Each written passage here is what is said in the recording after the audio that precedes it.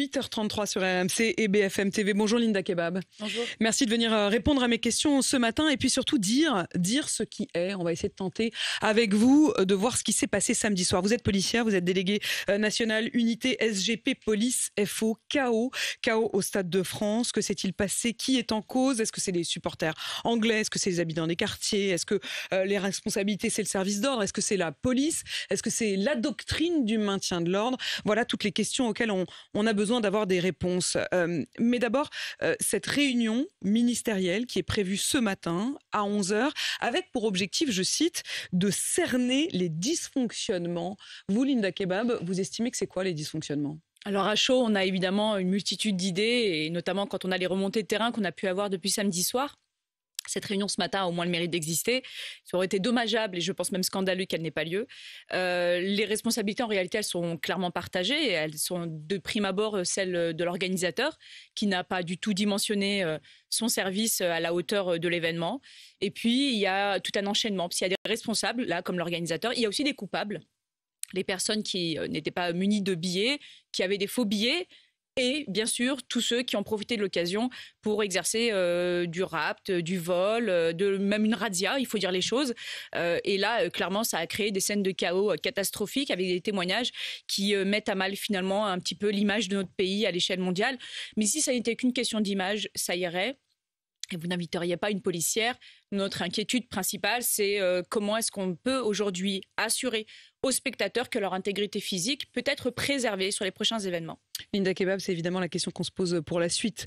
D'abord, sur cette fois-ci, étions-nous prêts et serons-nous prêts pour la Coupe du Monde de rugby, pour les Jeux Olympiques? Je rappelle d'ailleurs que le service qui a été mis en place samedi soir avait valeur de test, c'est ce qu'on nous disait justement du côté de la police et du ministère de l'Intérieur, avait valeur de test. Mais quand même, quand vous dites sur la question des responsables, il y a eu ce tweet de votre patron, le ministre de l'Intérieur, qui a dit « Je suis au PC sécurité du Stade de France avec la ministre des Sports ». Des milliers de supporters britanniques, sans billets ou avec des faux billets, ont forcé les entrées et parfois violenté les stadiers. Les Britanniques, eux, estiment qu'ils sont victimes et non pas coupables. Alors, je pense qu'il faut avoir l'honnêteté de regarder les responsabilités partagées. Il y a évidemment des supporters de Liverpool qui sont arrivés avec des faux billets.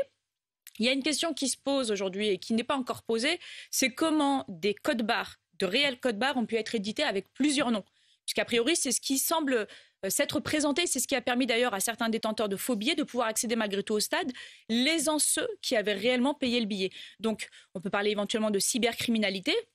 Et alors que l'Europe accuse quand même un certain retard en matière de cyberprotection, qu'est-ce qui a permis à des personnes, notamment sur le dark web... Ça, c'est un dysfonctionnement, je dirais, technique. C'est un dysfonctionnement aussi peut-être criminel, puisqu'on parle de milliers, voire de dizaines de milliers de faux billets. Donc, s'il y a une fraude qui a permis à des personnes... 30 à 40 000 personnes qui se seraient présentées avec des billets ou des faux billets ou pas de billets du tout. C'est énorme. Et donc, du coup, il faut absolument s'interroger et regarder les failles de ce côté-là. Puisque cette faille a permis ensuite à des dizaines de milliers de personnes de s'agglutiner autour du Stade de France. Une foule qui n'était pas prévue. Une foule qui n'a pas pu être résorbée par le sous-dimensionnement prévu par les organisateurs. Et donc, du coup... On a eu ces goulots d'étranglement. Le préfet de police de Paris, il parle de 300 à 400 jeunes issus des quartiers sensibles de Seine-Saint-Denis. Ce sont ces mots, profitant de la levée du point de filtrage, qui ont tenté de forcer le dispositif. Oui. C'est de ça dont vous parlez. Oui, j'ai d'ailleurs tweeté à ce sujet hier, et parce que je trouvais qu'on n'en parlait pas, puisqu'il y a eu des goulots d'étranglement, donc des supporters laissés un petit peu tout seuls. Et il y a eu déjà un premier grand danger, il ne faut pas oublier, alors on revient sur ce qui s'est passé en 85 et le drame de Heysel, mais c'est important aussi d'en parler. C'est que si on a fait appel, et si en tout cas les organisateurs ont dû faire appel aux policiers, c'est qu'à un moment, ils étaient dépassés, voire même sidérés. Et évidemment, on pense tous à ce qui s'est passé en 85. Et lorsque vous avez une foule, et c'est pas moi qui le dis, ce sont les supporters de Liverpool, notamment le président du club des supporters de Liverpool qui le disait encore hier, la foule s'est agglutinée, pris en étau entre ceux qui n'avaient pas de billets ou des faux billets et éventuellement les délinquants. Et donc évidemment, ça crée un risque sécuritaire. 7 000 forces de l'ordre. Et on parle de personnes dépassées. Oui, et dépassé. Alors, sur les 7000 personnes, il y a les 2 fan zones qui avaient été mises en place pour les supporters qui n'avaient pas de billets, notamment sur Vincennes et Saint-Denis pour les supporters de Liverpool et du Real. Ça s'est bien passé globalement.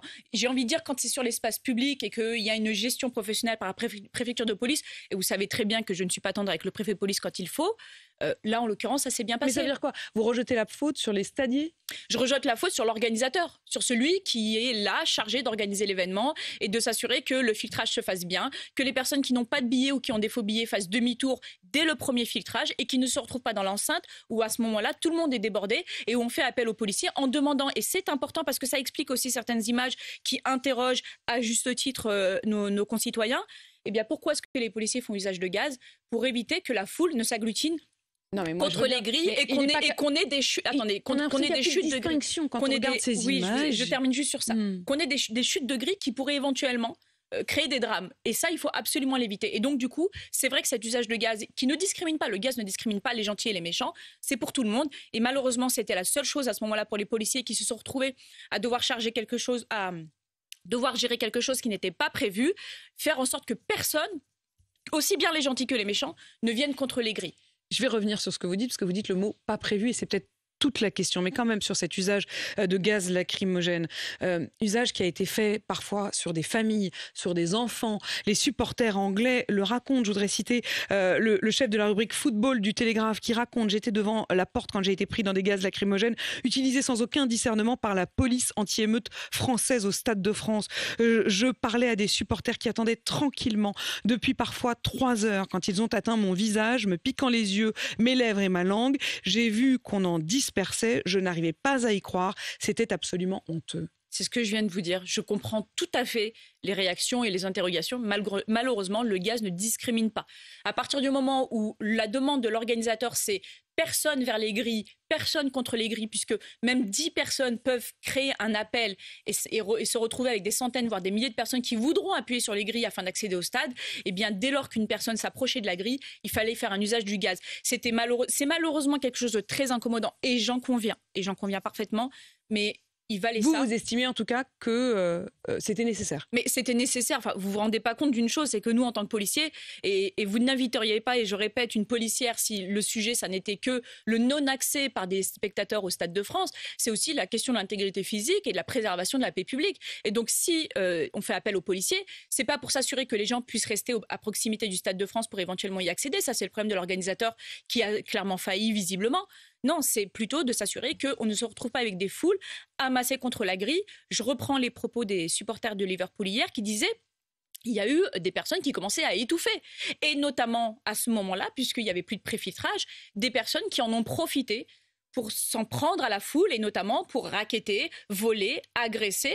Et cela aussi, il a fallu les gérer. Et là où, en revanche, la préfecture de police a probablement failli, c'est sur son manque d'adaptabilité, en l'occurrence au niveau des effectifs, puisque là où on était sur une gestion normalement de maintien de l'ordre initialement, si tout se passait bien, il aurait fallu passer en anticriminalité, en judiciarisation. Et pour le coup, je pense qu'on a un petit peu abandonné les supporters à leur sort. Les policiers ont fait comme ils pouvaient sur le terrain, mais au-dessus des policiers, il y a des donneurs d'ordre, et à eux, qui pour le moment n'ont pas encore pris la parole, il va falloir leur demander pourquoi les supporters ont été agressés avec des policiers qui étaient quasi interdits d'intervenir. Linda Kebab, là moi j'aimerais bien comprendre une chose. Vous dites parce que ça n'était pas prévu. Mais est-ce que normalement on ne doit pas prévoir le pire? Bien sûr. Totalement, il faut prévoir le pire, particulièrement sur un événement comme celui-ci, particulièrement quand on a des précédents et particulièrement quand on sait que parfois certains supporters de certains clubs peuvent être plus virulents que d'autres. Mais encore une nouvelle fois, où sont les organisateurs? Ont-ils pris la parole? Qu'il s'agisse de la Fédération française de football ou de l'Association européenne, l'Union européenne des associations de football, est-ce qu'ils ont pris la parole aujourd'hui? Je vais reprendre vos mots, Linda Kebab, vous qui êtes policière. Vous dites méchant, gentil. On ne distingue pas les méchants et les gentils. Ça, c'est au moment de la grille et du gaz lacrymogène. Mais ensuite, vous dites aussi que les policiers ne sont pas intervenus. Et c'est vrai qu'il y a eu de nombreux témoignages. On entendait sur RMC ce matin, notamment un policier qui dénonçait anonymement sur RMC des groupes de personnes masquées, je cite, qui ont agressé tous les supporters et l'incapacité des policiers à faire face. Ça veut dire quoi? Ça veut dire qu'on vous a demandé de ne pas intervenir? Eh bien, écoutez, les remontées qu'on a du terrain, c'est que visiblement, depuis vendredi, la règle, c'était les organisateurs gèrent tout. Vous intervenez le moins possible. Vous êtes là pour faire de la paix publique autour de l'enceinte du stade et vous assurer qu'il n'y ait pas de délinquance qui viennent s'installer au milieu des spectateurs. Mais en réalité, comme il y a eu un débordement très rapide, les policiers auraient dû sortir du système un petit peu maintien de l'ordre. Il faut expliquer aux téléspectateurs que quand on est dans une gestion de maintien de l'ordre, il n'y a pas d'initiative individuelle des policiers. C'est-à-dire que seul le commandement de la loi, le commandement fait... Mais on va prendre un exemple très concret, Linda Kebab. On a vu sur ces images, parfois, effectivement, des bandes de jeunes qui s'en prennent à des supporters. Il y a des témoignages de supporters, même madrilènes, qui disent, pour une fois, on était totalement solidaires avec les supporters anglais parce qu'on avait finalement peur ensemble de se faire détrousser. Vous avez même utilisé vous-même le mot de razzia. Quand ils voient ce genre de scène, ils vont pas les aider ? Mais vous rigolez, en fait, c'est ce que je vous explique, c'est que si vous avez un policier qui sort du commandement, c'est-à-dire du maintien de l'ordre... Donc il voit des supporters étrangers se faire détrousser et ils ne font rien. Il peut lui-même être poursuivi, en fait. C'est la loi qui le prévoit. Alors, en réalité, la vraie question, madame, c'est pas qu'est-ce que les effectifs de terrain ont pu faire de leur propre initiative quand cette initiative leur a été retirée. C'est pourquoi la préfecture de police ne s'est pas adaptée, alors qu'il y avait des remontées de terrain des policiers qui disaient « Attention ». On a affaire à des vols, on a affaire à des agressions relativement graves. Il faut impérativement sortir du régime maintien de l'ordre pour aller judiciariser. Ça veut dire, Linda Kebab, ce que vous nous dites, je termine juste un élément concret sur les bacs territoriales qui ont été mises en tenue de maintien de l'ordre. Il aurait fallu rapidement leur demander de se mettre en civil et d'aller interpeller les auteurs. Ça n'a pas été fait. Non, mais on a l'impression qu'on est comme si on était dans un scénario idéal où on pourrait mettre pause, dire attendez, là on est en train de changer de situation, donc prenons le temps de vous le dire, vous avez autorisation d'intervenir. C'est ça. Ah, mais c'est la loi qui le dit. C'est ce que je vous explique. Et en réalité, ça peut être fait très rapidement. Lorsqu'il y a eu les événements des Gilets jaunes, on a su judiciariser rapidement le maintien de l'ordre. C'est-à-dire qu'on demandait aux unités de force mobile, que sont les CRS et les escadrons de gendarmerie, de s'écarter pour laisser notamment les braves, les BAC intervenir très rapidement lorsqu'il y avait des commissions d'infraction. C'est ce qu'il aurait dû avoir avant-hier, mais c'est ce qu'on n'a pas eu. Et c'est justement là l'interrogation. La question, c'est pourquoi est-ce que la préfecture de police ne s'est pas adapté. Moi, je suis représentante du personnel et je vous fais les remontées de terrain.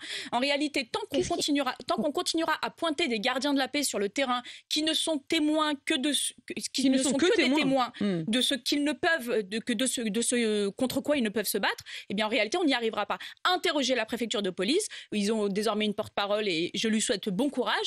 Interrogez la préfecture de police et demandez-lui pourquoi elle ne s'est pas adaptée. Pourquoi est-ce qu'elle n'a pas participé aussi à cette remise en fluidité des spectateurs que l'organisateur n'a pas réussi à gérer, et pourquoi la préfecture de police n'a pas judiciarisé immédiatement son système. Linda Kebab, est-ce que c'est un problème de doctrine ou est-ce que c'est un problème de rapport de force ? Est-ce qu'on fait face aux difficultés, aux imprévus, comme vous dites, ou est-ce qu'au fond, on est dépassé ? Non, c'est pas une question de doctrine, puisque en matière de maintien de l'ordre, là, pour cette question-là et cet événement qui n'est pas une manifestation revendicative, il faut le rappeler, c'est un événement festif à la base, donc on n'est pas supposé être rétablir l'ordre. Le rappeler.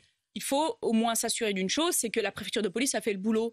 Sur cette question-là, la préfecture de police a fait le boulot. Pourquoi ?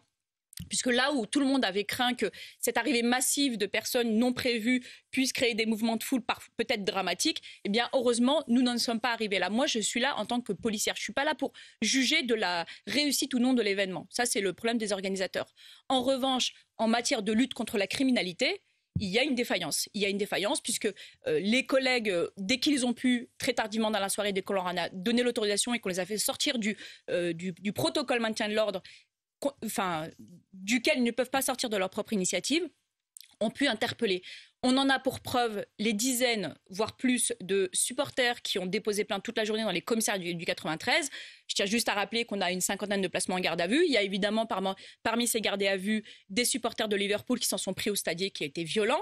Mais il y a également des personnes qui ont commis des infractions, des personnes qu'on connaît bien et qui... C'est quoi des personnes qu'on connaît bien? Des personnes qui sont connues, qui ont des antécédents judiciaires longs comme mon bras et qui profitent d'événements, qui sont très opportunistes pour s'en prendre à des plus faibles qu'eux. Maintenant, j'aimerais bien justement, quand vous me faites tout ce tableau-là et qu'on voit comme un sorte de puzzle de problèmes, et encore, on n'a pas parlé de la question de la grève du RER, qui avait été aussi un des problèmes pour l'acheminement, en fait. Enfin, on a vraiment l'impression d'un puzzle avec une série de dysfonctionnements qui s'emboîtent les unes dans les autres.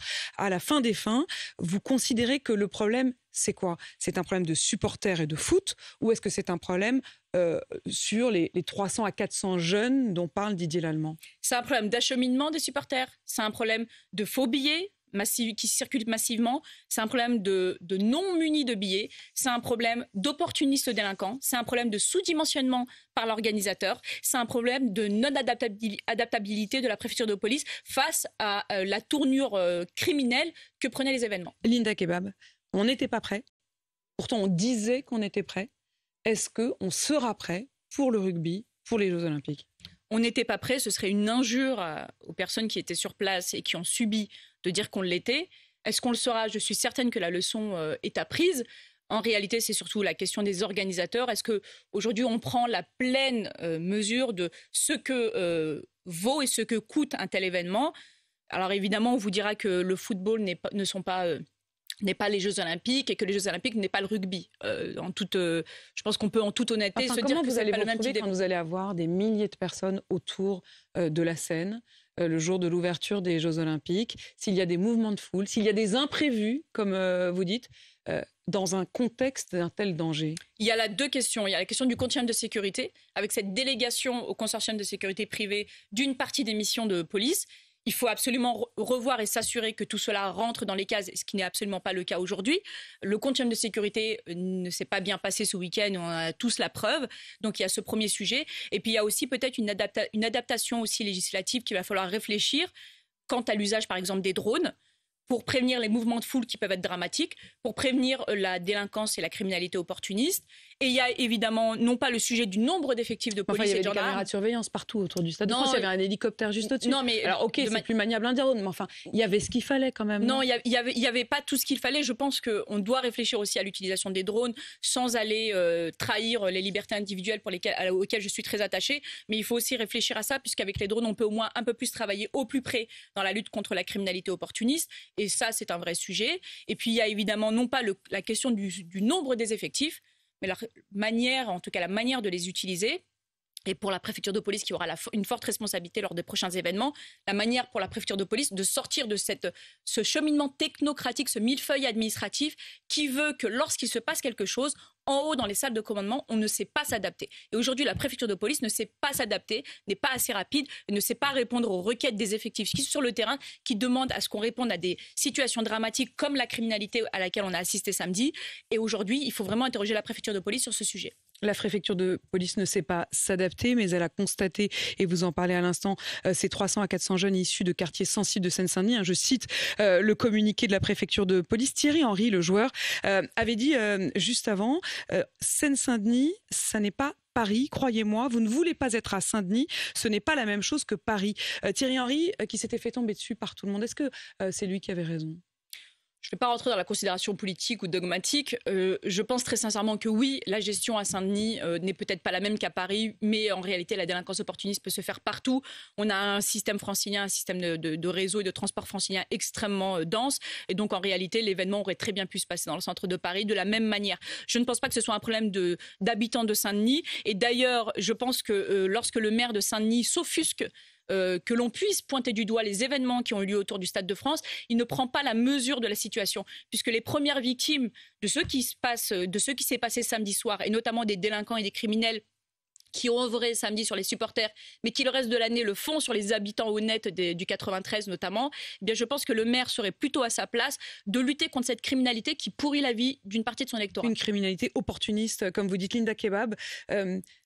Est-ce qu'on sait aujourd'hui faire face à une foule en France? Parce que là, on parle des événements sportifs, bien sûr, mais on a quand même le sentiment qu'il y a nombre de manifestations qui désormais terminent quasi systématiquement dans la violence. Et puis, le match d'hier soir, tout simplement, à Saint-Etienne, là encore de la violence. Est-ce qu'il y a un problème aujourd'hui de maintien de l'ordre plus général en France? Alors, quand vous parlez de violence, de personnes violentes, on ne parle pas forcément de maintien de l'ordre, mais de rétablissement de l'ordre.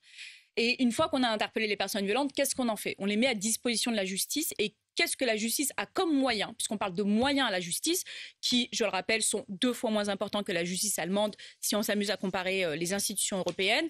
Eh bien, en fait, qu'est-ce que la justice a comme moyen pour faire en sorte que des personnes ne reviennent pas, ne recommettent pas, ne soient pas récidivistes et puissent enfin être mises au banc de la société un certain temps, ou en tout cas le temps nécessaire pour espérer en tout cas les réinsérer. Donc c'est pas qu'une question de gestion de foule, puisque la gestion de foule, on sait très bien faire. C'est plutôt de la gestion de la criminalité. Et la gestion de la criminalité, c'est tout un continuum. C'est de la prévention, c'est les acteurs locaux, c'est la police et la gendarmerie, mais c'est aussi la justice. Et tout ce beau monde, pour le moment, a beaucoup de mal à lutter contre la criminalité. Beaucoup de mal à travailler aussi ensemble. Merci Linda Kebab pour votre éclairage ce matin. Je rappelle que vous êtes policière, déléguée nationale, unité SGP, police, FO. Et vous le dites, la préfecture de police ne sait plus aujourd'hui s'adapter. Il est 8h52 sur RMC BFM TV.